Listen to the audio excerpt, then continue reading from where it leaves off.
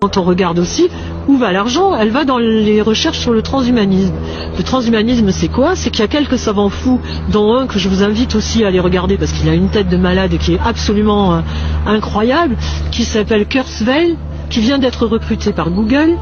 Et quand on regarde aussi, Google vient d'acheter dans les 4-5 dernières années tout ce qui concerne la manipulation génétique et le transhumanisme. Et le rêve de ces gens-là, c'est que les humains aient un ordinateur qui télécharge le cerveau et un cerveau qui télécharge l'ordinateur, et ils pensent que c'est le progrès de l'humanité.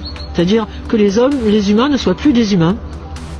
Et d'ailleurs, il y a des documents de la NASA qui existent, internes, donnés à la NSA, etc., à leurs amis des autres boîtes avec lesquelles ils travaillent, où il y a des tableaux où il y a marqué depuis l'origine de l'humanité. Donc il y a d'abord l'homme vit par la cueillette, ensuite par l'agriculture sédentaire, ensuite par l'industrie, et ensuite là on est dans l'ère jusqu'en 2020 des nanotechnologies et biotechnologies, et après 2025 il y a marqué virtuel.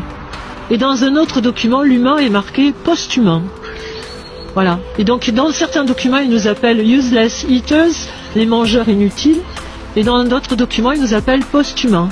Voilà les générations qu'on prépare à nos enfants si on se bouge pas, quoi. Si on fait rien, voilà ce qui va se passer.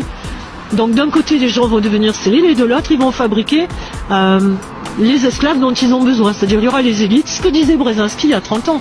D'un côté, 20% de la population qui va être les élites et qui vont eux vivre normalement à l'abri, et de l'autre, les 80 autres pourcents, le pied pour eux ce serait qu'on soit que 500 millions, c'est-à-dire que 90% dégagent, et les autres, parce que esclaves ou pas esclaves, il faut les nourrir. Donc le mieux, encore le nec plus ultra pour eux, c'est qu'ils fabriquent juste les esclaves dont ils ont besoin, et que voilà, les autres ne servent à rien. Et ces esclaves-là, la manipulation génétique va faire qu'ils vont fabriquer ceux dont ils ont besoin, à chaque poste ce dont ils ont besoin. Mais je veux dire, ces gens-là ne seront plus des humains, effectivement. Parce que quand on va rester branché sur un magnéto ou sur un ordi pendant 18 heures par jour,